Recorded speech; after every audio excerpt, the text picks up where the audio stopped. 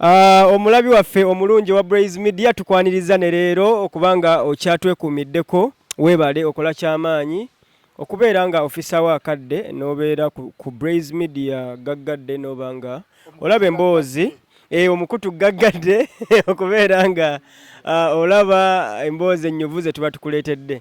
Olunaku lwayo sizze nzekka nkuleetedde omusajja enjasabiggu gwentera obbaleetera BK Motors. Bukenya nsaba obuuze ku balabi ba Blaze Media tugende mu maaso. Mbalamusiza mwenna abatulaba abatuwuliriza pozi kati ngambe batulaba kubanga kati oli muzibe ngeri gye badde afunye TV nga agiwulira buwulizi kati tuba tulina okulamusa abatulaba n'abatuwuliriza ali muzibe abatuwulira buwulizi tubalamusizaako abali eyo mwenna bali ku Blaze Media omukutu gaggadde Bukenya Media gemanyi. Nange nyongera okubaweereza ekiramuso nti assalamu alaikum wa rahmatullahi wa barakatuh. Bukenya nze olulabye ka video ka Pallaso ne ngamba kanzije ke tuba tutandikirako. Pallaso ng'ayombamu ne neighbor era n'amaliza nga mugamba ye he's the law. Ensonga ezo zogerako. Pallaso yabadde kyenjojo. Yes. Fort Portal kyenjojo. Ya mu hotel emu nga beebase Pallaso natekako omuziki nga gukuba nnyo kati neighbor n'ayagala amugambeko nti owaayi kendeezaako. Pallaso n'amugirako akabaati n'amugamba tonda banga I'm the law, this is Uganda. Yayogedde oluzungu awo ate ndooza kizudde nti oli tamanyi luzungu bulungi mu Falansa niba yakizudde atya n'amuyombesa n'amugamba tetuli ba slaves bingi nyo bye yayogedde ne mu nsonga eyo nze ate Pallaso ate mmuwagira abasajja abo balina engezigezi kati Pallaso omuzindalo guteekemukko wano Pallaso yagendako ebweru amanyi abasajja abo engeri gye batuyisaamu kati naye tayinza kunyigirwa mu ttooke ng'ali mu nsi ye ng'okere ku makya omugambe nti kendeeza music yabadde alina omumwambalira. Oli musajja yandibadde agamba ba hotel si kulumba Pallaso. Yandigambye aba hotel nti araye siri comfortable. Mulumu gye ndimu waliwo abatuwogganyiza. Bali ne bagenda bakole ki boogere ne Pallaso. Naye yayagadde alaga obuyinza bungi gwe njagala nkubuuze kati katubuuze bakadaama. Ebuwalabu oyinza ogamba omuwalabu nti nno okendeza ku music. Ng'oleekanira na ku balukoni ogamba ogamba omuwalabu nannyini nsi. Osobola okgenda gwe kati mbuuza mu ababeera mu Amerika n'ogamba omuzungu nti kendeza ku music ng'oli mugwira tekisoboka jasi oli yabadde zalaawo kwagala kulaga nti olw'okuba muzungu ne Pallaso yamutukoleddeko ng'obuyinza bwebulagira si kirungi ni naffe gye batuyisa bwe batuyise bwe batugenze yes naye nga mu nsi nga kyali kyetaagisa buli omu n'aba na equality oba kiyite ntya okubanga buli omu nga tewaliwo nnyo okusukkuluma olw'okuba oli mu nsi yo naye olw'okuba nti ate be babisooka batuboola tunulira abazannyi b'emipiira bababoola babuuziza ono mwana junior n'asamira mu Madrid abamubuuziza ku interview gye yakoze nga yakamala okusamba Champions League yakabye bukaayi mazika no yabadde ava kusamba England Brazil versus England yatulusiza butulisa mazima. Lwaki aba Brazil beeyisa bwe batyo ebbanga lyonna baddugavu kati babalaganga nkima kati bali abazungu babalabanga ffe Baafirika batutwalira mu tubali erimu. So Pallaso nze simu wakanya n'omulundi n'ogumu omuwala oyo muzungu si yabadde alina okugamba Pallaso si buvunaanyizibwa bwe noya ndi mukubya oluyi wabula genda mu hotel oyogere aba hotel oyogere nabo be balina okwogera n'ono singa bwe basende bagamba Pallaso yandibizikiriza nene yawulidde nga anyigirizibwamu kamunyoomye omuzungu amunyoomye nga ate ne gwagamba Pallaso wano tumulabanga sita omuzungu ndoza badde tamanyi nti naayogera na sita yabadde amanyi ayogera na kyasankuweeri abakubanga ayogera n'abantu ba bulijjo oli yandisiza mangu nti ayogera na sita guli gwe mulimu gwe music yabadde awuliriza music we ndoza naye ndoza yalowoozeza nti nayogera na gundi ali ku lumbuyege kakati ensonga ezo zigenza obeerawo ate nga twakava mu kuziika ekalangaalo muganda wa Mayanja okubanga tubadde twakavaayo ate y'ensonga we yakoze eki we yayitiddewo kyovula njagaddeyo tusooke tugire ddala mu kkubo tulyoke tugende mu kinyusi. Kaakati tuli mu kuziika ensonga ndoza gye tuba tutandikirako ddala. Clever J obutaziika ensonga ndaba nga ziri ku matama g'abantu buli omu agamba Clever J ajja ati obutaziika. Simanyi opinioni yo era yendeese wano. Clever J ndowooza kyekiseera ataakule atandika okukozesa omutwe gwe aveeyo ng'ayogera ku nsonga wakati ensonga y'okuziika okufa kwanjawulo newankubadde temulina obutakkaanya mu famire niyo okufa kwanjawulo kubanga nawuliriza nnyo emboozi ye n'agamba nti nno yasindika taata we agenda alaba omufu era agamba tamanyi oba taata we yagenda amulabe yenamwa transport agenda alaba omulwadde. Nze ndaba Clever J era n'okulimba alimba toyinza kugamba nti nonakuwadde ssente muzeeyi wange ogenda olabe muganda wange ate n'ogamba tomanyi oba yakoze eki oba yagenzeeyo. Ekyokubiri wabanga oli yakugaana lwaki ate oba osindikayo muzeeyi wo.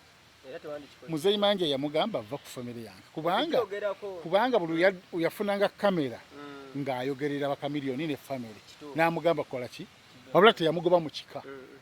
Kati obutagenda kuziika ye yayagadde obutagenda oba yawadde buwi excuse oba yayagadde kubeera mawulire kukola mawulire noso naye avugemu kubanga olwamaze n'afulumizawo n'oluyimba musimiiva oluganda abakwatagana ebiki lwaki teyalufulumya emabega wali ye oyinza okuŋŋamba nti nno Clever J yagenza okuziika ne bamugobayo nti vaayo yagendako okulaba omulwadde ne bamugoba niwe yagenda ewa taata wa Kamiliyoni bamwaniriza ye oluyimba yaluyimbye ku olwo lwennyini we yalufulumiza lwakafuluma kati ngamba yaluproducinze ku olwo oba just abadde nalo nga yabulwa ngeri yamaze kulemererwa genda ye nateekawo ekyo nti nno baamugaana nateekawo n'oluyimba ate mbu abagambe butwegatte kati kamala okubuuza bamwagazaaki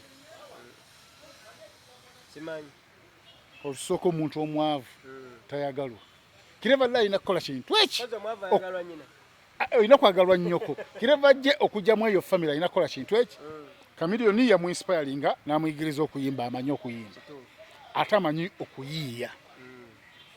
Kati Clever J agende mu studio yali afunye comeback awe emabega ng'afunye chance eyo naye n'agizanyiramu mirundi n'ebiri agende mu studio ayimbe akakasa abantu afune ssente.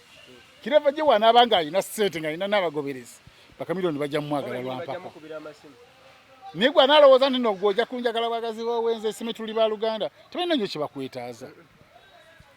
So kati ebyo nalina excuses awa just excuses naye ng'oli tamugaanangako kujja kuziika kati kambuuze kati Clever J wanaafiirwa nabo tebalina kugendayo oba we batagendayo ng'anyiiga kubanga era bannamawulire mwemanyi nammwe. Clever J n'ageza afiirwa omuntu Kamiliyoni ne batagendayo mwe nga mumulumba mumutunuzamu omuzindaalo ng'agamba munnange atandika okukolima naye nga kimanyi nti nno gwe okyali mwavu okyetaaga abantu. Bw'onaagaggawala olwo omusajja gwe mmanyi yali ajja katono ku mufu ye ne yeegendera nga tasula nayo ekyalo ne kimwetegekera nti woolifiirwa naffe tuli kusasula n'akitegerako ng'amaze okufuna obuzibu ewuwe. Engambo ne ziyitiŋŋana manyi abantu abeegula ku bagagga bangi nti munnange omanyi nno ye bagambye beeweze nti ewo tebagenda kujja kukola wadde omulimu ogumu okuziika bajja kuziika tebajja kuleeta mmere tebajja kugirya tebajja simantaana byonna yakuba bukubi ssimu nga bamuleetera abasibe bagira namu nga gundi funeral services zali tezina bakola ki kujja yaleeta abasibe ne basimentaana omuntu we ne bamuziika n'emmere ne bagirya. yategeera ensobi ze. Kati omugagga asobola okukola ekintu kyonna Clever J ate kyatasobola kukola. So abantu bali okyabeetaaga tolina kubaasanguza nnyo mu mawulire bwotyo busimi wakirira ntaddewo excuse endala ne bagamba waayo Clever J naye agenda addamu amagezi olaba ataddewo excuse naye gwe obugamba muno taata wa Kamiliyoni yangoba ng'okakasa yaggoba kubafu mu mbeera embi eyo yaggoba mu kaseera akabi nti toddanga omuntu agamba Tuddange ewange niwe mbanga nfudde sikulabanga ku ntaana. Naye amugamba weesonyiwe. Omuntu bw'ayogera statement bw'etyo Clever J nkuwagira 100%. Nti wallahi tolinnyayo. Toddange ewange. Ne bwe ndibanga nfudde tojjanga okunziika. Naawe ngamba Clever J zinga mukira. Niye gamba weesonyiwe family yange. Which means kola ebibyo gwe nga ggwe. Toddamu kugenda mu kamera kwogeranga ku family yange buli ssaawa. Buli bakubuuza ojogereko gisime. Kiki yali ategeeza. So kati yayekyezza. Guba gumulidde ye nga ye. Wamulidde weegeze ku Capitol n'avaayo TV ne zimuyitirawo kati alyawo ayokya bwokya. Naffe tumunoonya. Ensonga eyo nga tugivuddeko mpoziko abayimbi babaddeyo bazze bangi okubasaasira n'okubaziikirako wabalabye. Mpozi naawe kennyini soko yiseewokko. Yisaawokko obubaka obusaasira ng'obuyisiriza ddala ku Brais Media then tugende ku nsonga endala. Era munnange twasaasira dde okufa kw'omwami oyo. Muzeeyi Mayanja omuntu yenna aba ayagala nnyo wakiri abaana be baba bamuziika. Ne bw'omuzadde bw'otandika okuziika abaana owulira nga kiba kibi nnyo kikunyiga naye tetulina kyakkola zonna nteekateeka za Mukama Katonda. Naye nga kitalo nnyo eri famire y'Amayanja yonna olw'okufiibwako omwami Amufule nekyembeebazaamu kwe kulabukirawo ne bamanya nti nno omwana ono obulwadde obumuluma bwa kansa tebuwona katumugyeyo ebweru akomewo ki e Uganda afiire kuno kubanga niwandibadde gwasinga okujjanjaba mu nsi yonna tewandisobodde mujja yenna kansa yenna buli kasita kiba nti kansa nga tomutegeereddeewo oba olina kufa kasaatuka ku stage 4 oba olina kufa so abantu abafiiridde ebweru eyo bangi okuleeta omulambo wano Uganda miliyoni 5 plus okuva mu Europe so bw'omanya nti nno omuntu agenda kufa muleete nga mulamu ate sente zisobola okuyamba ate kuba mulekwa kubanga omuntu aba alina okufa ffena tulina okufa kubanga abedda abasirimu edda nga sirimu oli ataawonanga yakutulanga n'ensigo nga bamanya nti olina sirimu ogudde ekigo motoka yejja nekutwala awali ekijja awo ofiire bamanya nti wiiki bbiri agenda kubaako agukoze kalaasi olowooza kyalinga ki butemenya mulambo gutambuza ssente nnyingi olaba nowa bodaboda aba agenda tambuza omulambo ayinza okusaba emitwalo 2 naye nga gw'omuntu akutwalirawo 2,000 so byebyo atwalabye Bebe Cool mukwano gwo nga gyali ne mukyala we nga Keya nkugambye eri esusse Bebe Cool ndowooza omumanyi ku by'abakyala nga nkugambye tamuleka ate ennaku zinawonyeramuko naye nga amuliko tamuta mu jimu yali mu kajimu n'aseerera n'afunamuko ku buzibu nera bigenda biterera ate nga ali mu kisiibo ku luno yasiibye ate nga Bebe eri famire bafuuka ba Luganda kubanga bw'owangala ne kamiliyoni emyaka egisukka 2 nga mukwatagana bulungi kitegeeza n'abazadde bo kuba mufuuse ba Luganda era walabako Bebe Cool ng'agenda ali ne kamiliyoni ku birthday ya Muzeeyi Mayanja si kyekyo yali birthday ya mukiya maama ya taata oba yali ya maama eya maama Pallaso malamu kubiro lingi kali ena akawuka de ya mukyala Mayanja ndowooza ya n'agendayo ne bamwaniriza bulungi kugamba family member abadde alina okubaawo mu mbeera yonna mpazi n'omulala omuntu gwe nalabye nga ne wano yaliwo nnyo maama wa radio abayimbi bangi babadde anti maama wa radio abajjirako ku wizo ate nekirala abayimbi b'e Uganda bamubeereddewo so alina okujja alabikireko mu nsonga ng'ezo nti naye akoze eki abaddewo n'abayimbi bonna ababaddeyo babadde bangi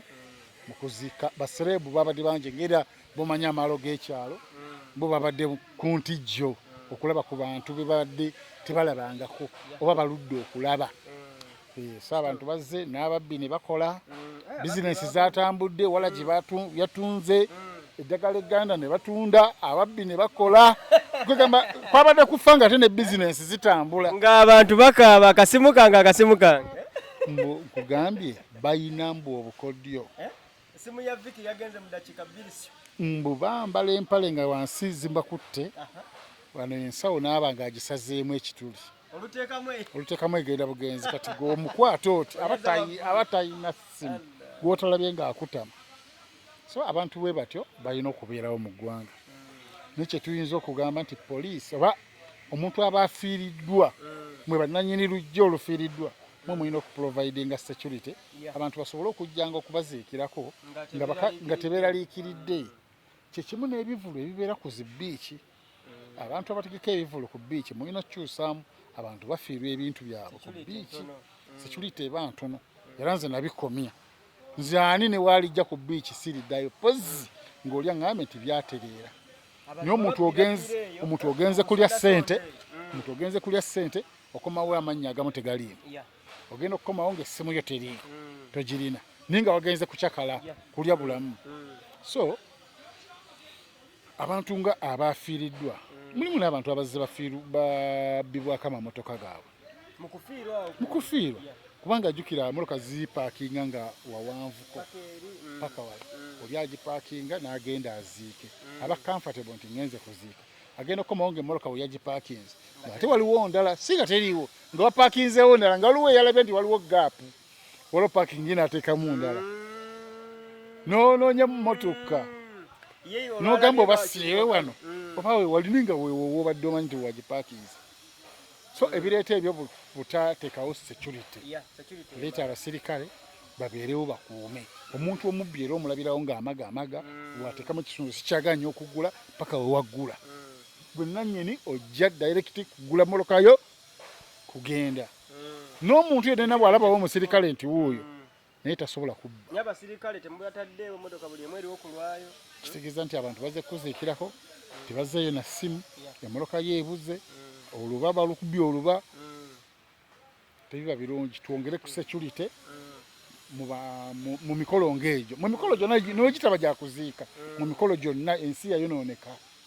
So twongeremu ka security. Ekituufu. Okay, olunaku olwo lwennyini akawungezi k'olwo tulaba aka vidiyo banuupu maya banuupu balina ennaku zino embiranye kiwayi kya mpuuga n'ekiwayi kya nuupu nti abampuuga nga bataayiza Kato muganda wa Waiswa mu ffumbiro. Bafaanagana nnyo balinga naye nalabanga Waiswa nadde bafaanagana kati gw'ogamba otyambuye Kato bali gwe baafuna yooyo wabanga ddala si yooyo kale n'oli omutuufu naye yakitegeera nagamba abasajja bakambwemu. Yali Waiswa yennyini nnyini. Tebaali ku Kato. Yali Waiswa yennyini nnyini oyo omuyaayo. Bino bya Bukenya si byange. Baali ku Waiswa yennyini si Kato. Kati wini ojo w'abasajja nga tebo bagamba. Bano bagamba tebakwata. Baali ku mutuufu tebaali ku fake. Baali ku mutuufu yennyini. Gwe baali babuuza nti waayi ebyobufuzi gwe obibala otya ebyommwe. Mbadde minti nno bakulonda nga spokesperson, deputy spokesperson wa Nuupu. Weesonyiwe empuuga mutendera gwe tuliko oba omutindo gwe tuliko oba standard gye tuliko yakunnyonnyolegana si yakuvuma. Nze newuunya n'abawa omuvubuka we platform ku TV. Omuntu atabalaamu banne value. Omuntu alengezza oli babayise muli ku pano munamuna kwemuli ye n'akuvuma olw'okuba ayagala bakasalemu katambule bamuwaane ate yesimbewo ndowooza bamuweeki Nambooze abantu aba Nambooze ne Mufumbira ne Ssennyonyi ye enkola yaabwe. Ne politics waffe gwe tuliko twetaaga ate twadvansingemuko tuve mu eyo enkola ey'okutyoboola munno olw'okuba waliwo abakuwagira bakasalemu katambule omanyikibwe ennyo bagambe bannange oli mwogezi nnyo. Just reasoninga omuntu mu reasoning kimala ebyokwevuma kale bisigale mu ffeeno wansi nimwe abawaggulu olina bwe kiri nene mu parliament n'oyimirira n'otyoboola munno just like that. Era gundi yali Ssennyonyi yatyoboola prime minister n'avaayo nga mukambwe nnyo namugamba leka okunsibako mbu nabba amabaati n'analeetinga nagamba sibbanga ku mabaati kyokka mu maaso g'abasumba g'abantu ab'obuvunaanyizibwa olw'okuba ayagala bakasalemu atrendinge bakyakolera era okutrendinga ddala Mufumbira kutrendinga kale ate principal ye kati ate waliwo ne kamesagi akazze leero okalabye oba bali tonnabakala kebadiriitinze ng'oli w'ebisiya gambugamba ngenda kujja mu Uganda oyo Bobi Wine omulaba si mulwanirizi wa gundi yokka wabula ne erogi kabaddewa nkutidde kabadde ku Facebook Twitter kali ku Twitter omuliro guli ku Twitter eno Facebook tebamanyi luzungu eno ku Facebook tebamanyi luzungu biri badde bya luzungu kaako kasomera abantu bayinza ogamba munna ono David Vido Sons honored to meet Uganda's most prominent leader, His Excellency Bobi Wine. He is not only fighting for human and LGBTI plus rights, but also exposing the dictatorial reality of his country in the 2024 Oscar-nominated documentary Bobi Wine, The People's President. Ekitegeeza n'agidiritinga yenga Uganda wetu fighting for LGBTQ rights.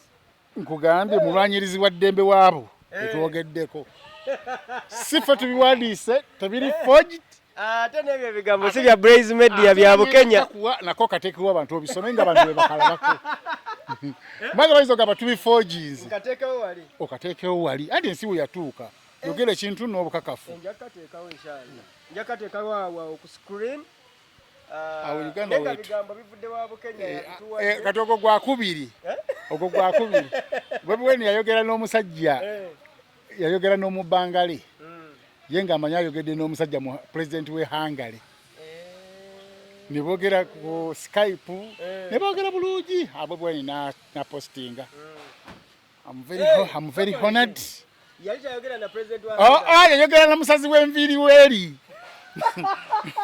na postinga I'm very honored Eddy mutwe weeri omubangala atamanyi na luzungu mama na postinga I'm very honored. I had a great meeting over conversation with the president of Hungary na sawa amanya kati nga olaba nti ffe tumanyi Museveni yateekayo baga Bajjo the president of Uganda Bajjo Alphonse nibagamba abantu ne bookya gamba ye yayokya bamala okwokya abe Hungary bennyini be basooka okukomentinga bakomentinga mutabani we n'amugamba taata jayo munaye wayogedde na kikyupuli wategeera otya ndi mutabani we yamugamba mugezi abeera ku Peter Solomon ate ezimu yabiraninga namugamba taata twayokyeza dda jayo mangu jayo nembadde manyi ne mukyala we mugezi okujjayo ng'abaana bakakubye da screenshot nga yafuna kabangali mu bangali tamanyi na byabufuzi ye yalaba kala njeru n'agamba nti ono muzungu awedde twogere n'ayogera ebyama bye byonna nga bibulira Bajjo kyogamba Bobi Wine akubidde ono n'amugamba ajjayo tweet agenza okajjayo ng'abaana bakafunye dda era tweet essaawa zino teriiyo so kati abafuzi baffe aba opposition bali amaca nnyo era nze nsaasira omuntu awagira opposition oba waddembe okuwagira kyoyagala ne mumutima nkusaasira nti bagenda kumenyeka emitima kubanga abantu be bawagira bali mu byabwe birala abantu aba opposition abatuufu be bana abantu abali eno abakosebwa ababoodabooda abo be opposition abatuufu ni bali be tumanyi nga baliida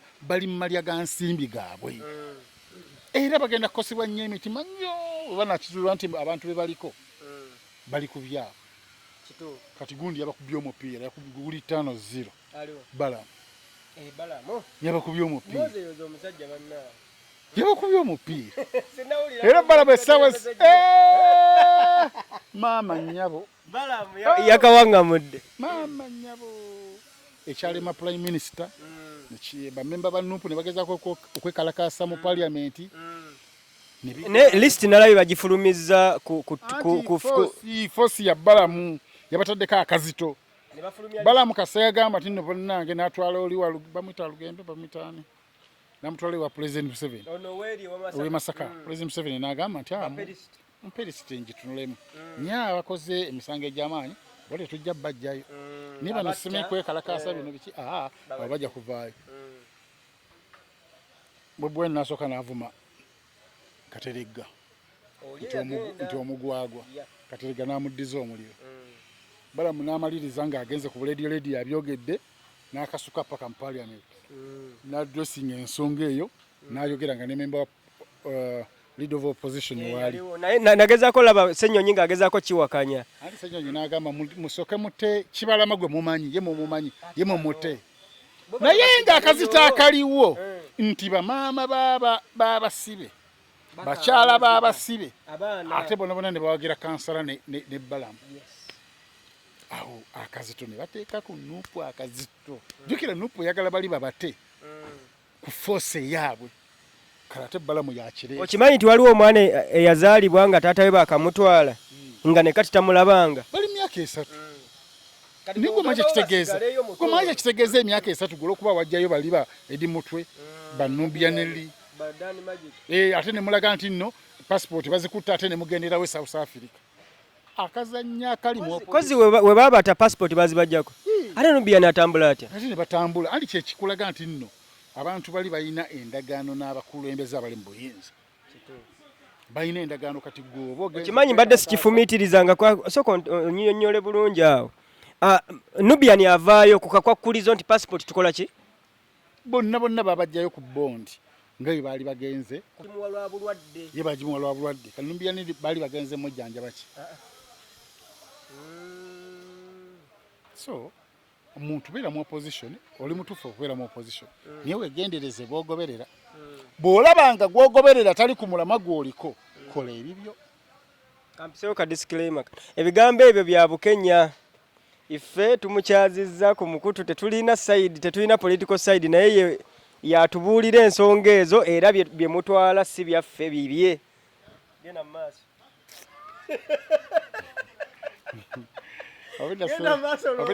Obeda sementi nonjogera na mutabufu wabo omanya abasiraamu omusiraamu yagamba nti ali jinunu fununu nti abantu 95 ku 10 baguba ddalu naye eddalu lye lyawuka kati nawe level y'eddalu lyo yeeyo kati oziza musango ki oze mbulira bigambo bikiri ebintu byenjogera binene biri kuliko Blaze abadde wali ne Bukenya nze nkugamba gwe nti ali jinunu fununu abantu 95 ku 10 bagwe baddalu naye eddalu liri mu mitendera waliwo alya kasasiro waliwo omulalu gwe napostinze nga wabaddayo ewa Kiso afuna taxi n'aja eri paka emabega n'omugugu gwo gw'ebikasasiro n'aguteekayo waggulu biri waggulu ku taxi waggulu ali ku taxi waggulu ati yeeripye oyo naye omulalu nga ava bironde eno atambula n'omugugu gwo gwa kasasiro naye ng'aguteeka ku taxi waggulu ne yeekwata ne yeerippa n'emutwala paka waalaga era amanyi n'okumanya nti wano wenkoma ne bawo omuntu ayogera ekyekiro ne bagamba pasita Sekakiti yagenda n'agamba nti omuntu wagamba nti no ekyangwe enkoko n'ateekako oba n'essapatu n'agamba ebintu ebyo bituufu naye tebikwatagana ekyangwe enkoko n'ente wabyogerera oti basooka kwekoonako nti waayo olowooza no tezibuuseeko ogera okulaba ow'omugu wange aleese ebigambo bituufu nti ekyangwe essapatu wobanyonyolera nti ziri mulalu nga bo bakusibye edda kubanga ebigambo byogera ebituufu naye tebigatta kati eryo nalyo ddalu nalyo okyanyirira eryo nalyo kika kya ddalu kati nange okwewozaako nawe oli mulalu owulira ddala ng'ensonga zenjogera ntuufu gwambuuza ndi kusula motozi wonsanze ate obyegaana ku ki tuli aba gwambuuza n'enzira ate wasiiye ne Bukenya yasoba tugenda mu maaso ssebo ati nze mponinga omuntu ngamba abaana kubambalabula nze kimanyi buli wenjogera ku byobufuzi banvuma nnyo wenjogera mu entertainment ne bampaana oli omu ku bakyasinza ovumwa ku internet ne buli wenjogera ku byobufuzi banvuma nnyo naye gwe njagala onvume ng'okimanyi nti gwe owoposition omutuufu b'okulembera wallahi si b'opposition kati struggle giteeke mu mutima gwo nga okyusa bulamu bwo nkoze nti okufuna kamotoka nkoze nti okufunayo ka ploti nzimbe mu bulamu bwo naye tolowooza nti nooli b'okulembera boolaba nga bannabyabufuzi babo bobasanga ne ssente mu mmotoka kuzooza akitumba atutemoloka kujooza milioni 10 mu 10 niwebuuza nti oba mpuuga yali amuwaddeko yali Segona n'akaaba abaziga yali teekala ne poliisi ebyogere mu mawulire poliisi n'eyisa mu mawulire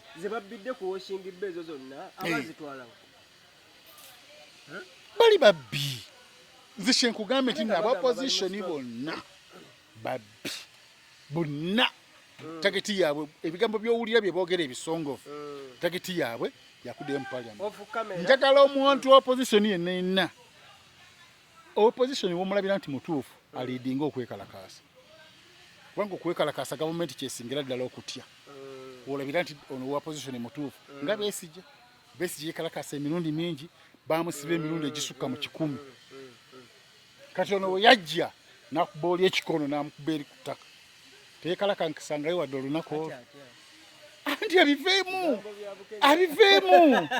omusajja gweyagala okujjako yamala mu nsiko emyaka 6 nga teyebaka ku bakazi talya mmere enfumbe alya muwogo mubisi abba nte z'abantu ne bookya ne balya teyebaka ku bakazi bebalinga bebebakangako bebasanganga mu nnimiro nga balima mu bikata naye gwe webaka bulungi buli lunaku abakazi olyanga bweyagala n'oyagala okyusa emmere omanyi n'okweroboza nti leero kafe javaazi yebejja ennyonyi ozirinnya buli lunaku ate ako gwe okampadde atabiriimu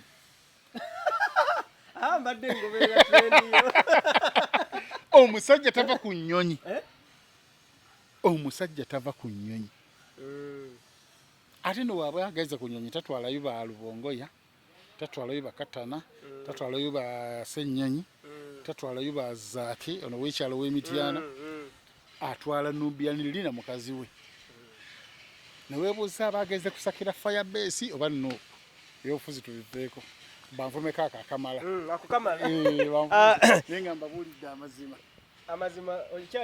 kinanja kyankimize nkimaze ekyo mabegako ndooza wiiki zaweze 2 nga Eddy Kenzo awerekeddeko minisita mukwano gwe mu State House sinawulirako nga omuwoza ayoza kubanga omukyalo oyo ye ya presentinga petition ya copyright eya UNMF mu parliament era omukyala y'omu ssaawa zino tumulabe nga alinnye ku ddaala ery'obwa minisita.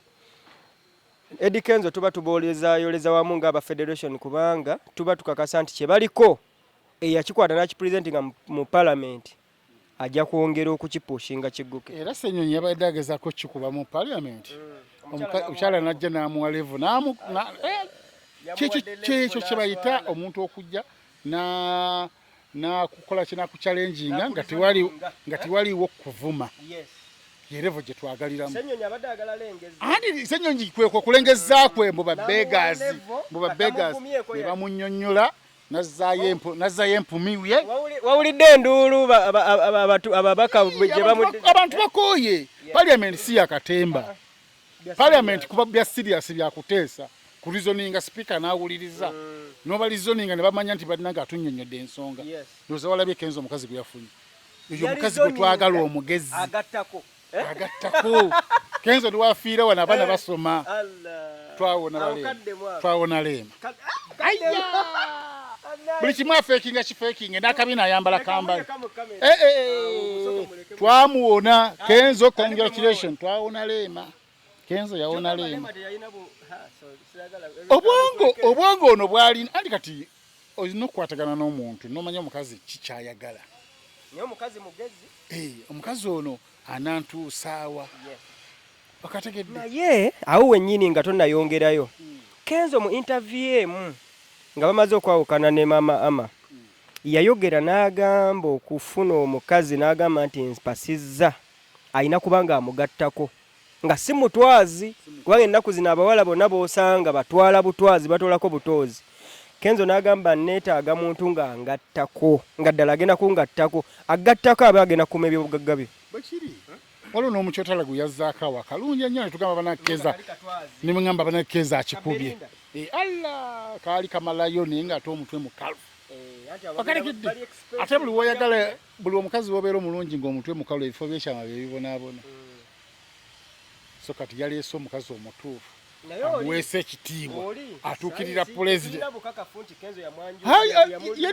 yali mukazi we yali girlfriend we ate tugamba abeerererawo kyogamba okuva kulema okutuuka kuona abaddaawo musiyazi mubadde ki wakasabbuuni nze nze wakasabbuuni anti maye kasabbuuni kyekankolera Dubai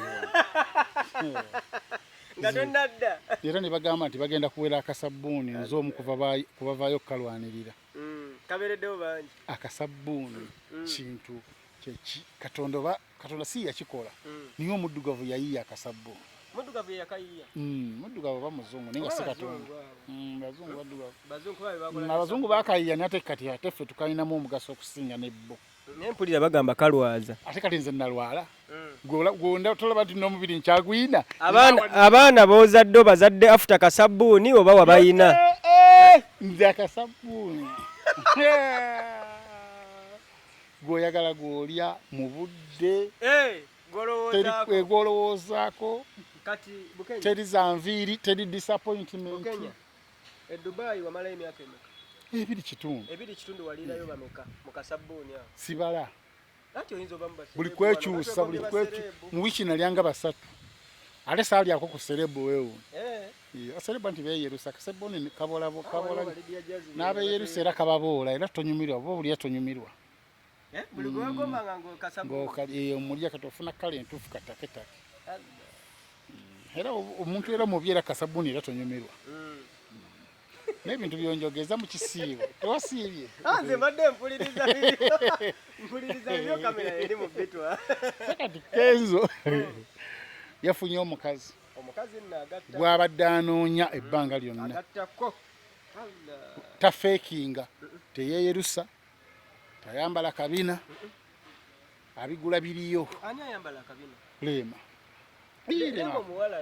akabina ka Rema siwe buno buline mu Uganda kati yakakola order from UK kajja n'olaba Bobi Wine yaleete moloka nga kuliko Escalade Bobi Wine n'akalema kajja bakayikazenga kake tulaba nti yali kushayiriza Rema akola gym ennaku zino ku show yakalaganga nyunga buli sawa akyuka n'abyenya ati ng'abalaga olaba Rema waliwo we bafulumya bakulowooza nti si kambali kekake ebbeeyi Rema kayinza bakake obubba olabirawo nogamba kayinza bakake obadde ki waliwo kabina kosobola okufuna olaba Bukenya kanga bwekanzi nti kati akalina Rema teyabalaganga bulazi waliwo ekifaananyi ekyafuluma abakuba ebifaananyi yakikuba bubi okimanyi basobola okukuba ekifaananyi ng'okozze naye ng'ate oli musajja munene kati bwe bamukuba ekifaananyi kyalabika bubi social media kyali era kwolo yali ayimba ku mbaga